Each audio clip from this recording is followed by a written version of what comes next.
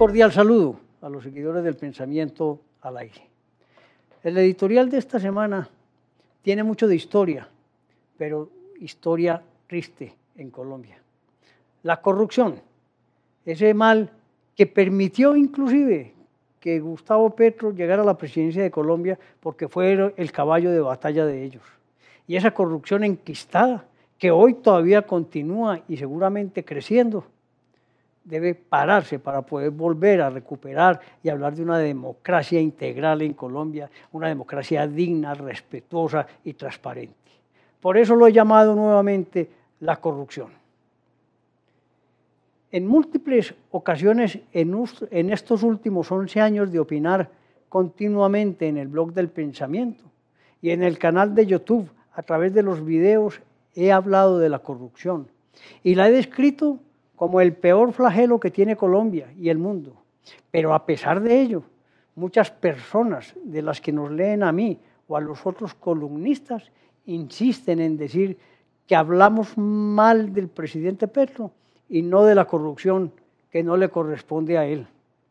Tendré que decir que la corrupción es un mal generalizado, enquistado en los seres humanos con mente torcida, que pretenden beneficiarse ellos solos y sus compinches de los dineros que no les corresponden, que son de la sociedad en general, que tienen destinaciones específicas para realizar obras públicas, para atender necesidades de las comunidades, y por ello debemos ser categóricos en afirmar que la corrupción no tiene partidos políticos, es causa de la ambición desmedida de las personas que pretenden enriquecerse rápidamente, olvidando que fueron vinculados al sector público para trabajar en beneficio de las comunidades y solo para eso. La corrupción es definida como el mal uso del poder público para beneficio personal, en detrimento del interés general. Pero también se le debe agregar que los privados también son culpables de esa corrupción. Hay corrupción en crecimiento por varias razones que llevan a que los ladrones, bandidos, avivatos aprovechen la oportunidad por causas como la justicia no actúa pronto y eficazmente, absuelve lo evidente o si condena, otorga casa por cárcel a esos bandidos. Los corruptos no devuelven el dinero, lo esconden y con el paso de los años vuelven a la calle como si nada. No perdieron la fama y siguen participando nuevamente en política. La corrupción no es solo del sector público, ya lo dije, proviene en muchas ocasiones del sector privado que ofrece dineros para obtener prebendas, contratos o beneficios especiales. Es decir, intervienen terceros que hacen posible el robo o el desvío de los dineros públicos, prorrogando contratos, realizando adiciones a los mismos, promoviendo acciones con aparente legalidad para obtener dádivas del sector privado. Ejemplo, las adiciones a las vías 4G, construcción de puentes, escuelas, centros de salud sin terminar. Y así va uno recorriendo el país con elefantes blancos que surgieron por la corrupción y la amistad de personas del sector privado y público. Es un entramado general de beneficiarse de dineros que no les corresponde. Sí, no existe condena social, que en mi opinión es lo más grave. No son rechazados y continúan sus familias disfrutando de esas fortunas grandes o pequeñas conseguidas por actos de corrupción. De las personas que acceden a cargos públicos, no todas, ven una oportunidad para solucionar sus problemas presentes y futuros. No existe ética del trabajo ni moralidad alguna. Los partidos políticos son permisivos, no investigan a los corruptos, no coadyuvan las investigaciones y pasan de agache para no ser salpicados. Como decía un gran político, tapen, tapen. Existe una molestia ciudadana por el crecimiento de la corrupción. Son miles y miles de casos que a diario se publican y solo unos pocos son los que terminan en condena. La mayoría se pierde porque las contralorías o la misma procuraduría se hacen los de la vista gorda y dejan prosperar por acción o omisión el enriquecimiento de los bandidos. Consideramos y creemos los ciudadanos que los condenados no pueden tener el beneficio de casa por cárcel, ni uso de celular, ni beneficios especiales. Deben compartir con otros prisioneros porque ellos no son de mejor familia, son iguales o peores. El delito no tiene estrato social y deben trabajar para pagarse la comida.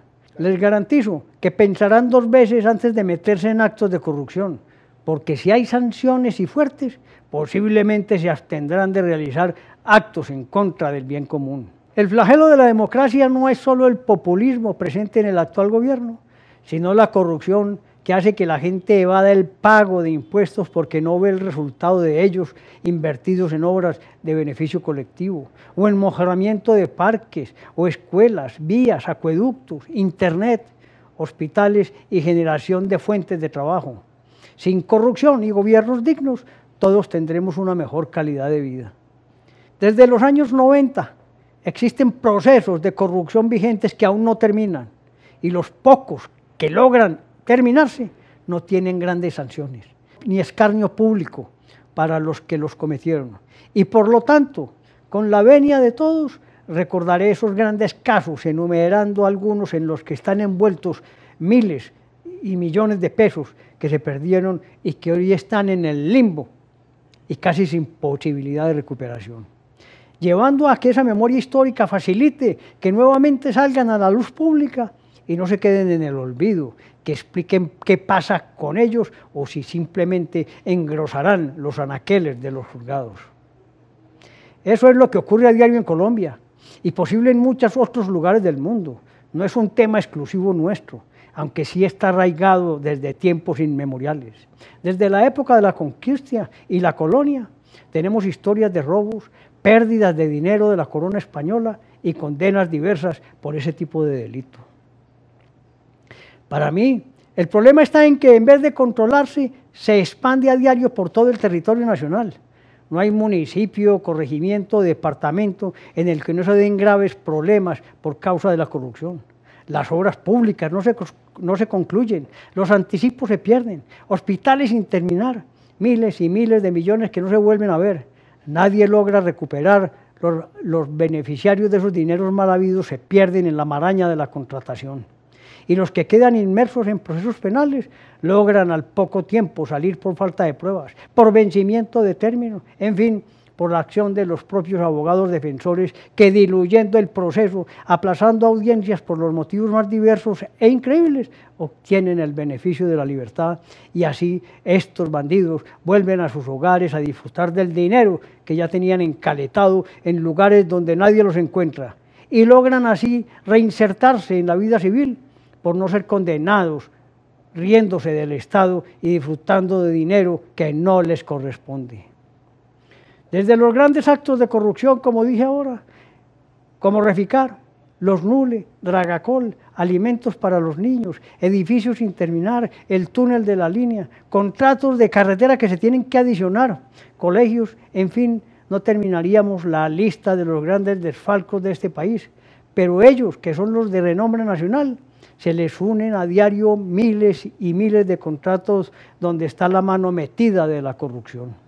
Por ejemplo, nos podemos referir a la feria de contratos que por causa de la pandemia se han dado en nuestro país, comprometiendo elevadas sumas con contratistas que no cumplen requisitos, o por cifras más altas que cualquier mercado del país, medicinas de valor astronómico y todos esos negocios que aparecen a pesar de que en meses recientes los grandes entes de control de nuestro país, a saber la Contraloría, la Procuraduría y la Fiscalía, se presentaron públicamente en la televisión y nos informaron de las investigaciones abiertas sobre las cuales aseguraban que de encontrarse realmente las pruebas, estas personas serían condenadas y purgarían su delito. Ja, ja, no pasó nada. Señores electores, tenemos que cambiar estos actos diarios que conducen al detrimento del erario público. Están también en la justicia, con el ya conocido cartel de la toga, vendiendo fallos o embalando procesos para favorecer a congresistas. El crecimiento de las tutelas desbordando el objeto para el cual fueron creadas en la Constitución del 91. El mismo Congreso de la República, sin ser capaz de renovarse, controlarse y extinguir el mal que lo carcome. evitando a toda costa su reducción en número de congresistas, su renovación, su no reelección más de 2 veces, sus salarios, en fin, no habrá posibilidad de cambiarlos por las buenas. En fin, allí nace el desastre de este país y no facilitamos que triunfe la moralidad pública. Se han intentado referendos y nosotros los ciudadanos tampoco ayudamos. En uno de ellos faltó poco para llegar al umbral de los votos requeridos. En el otro, por unos pocos votos no se logró el objetivo. Y aunque se ha intentado el cambio bajo proyectos de ley, estos tampoco prosperan porque los mismos congresistas los derrotan, los que vuelve extremadamente difícil extirpar el cáncer de la corrupción. Es increíble observar en las redes, las noticias y los periódicos cómo salen a diario actos de corrupción, de desfalcos y pérdidas de dinero del Estado.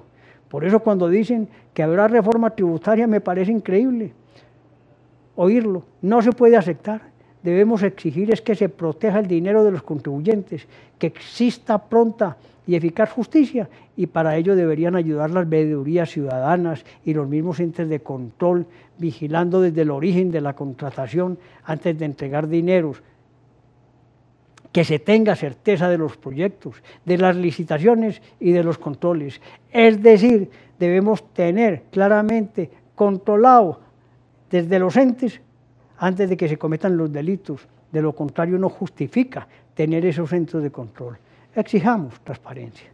Miren pues, es triste y lamentable la corrupción que nos avasalla y nos gana por la pusilanimidad de los ciudadanos.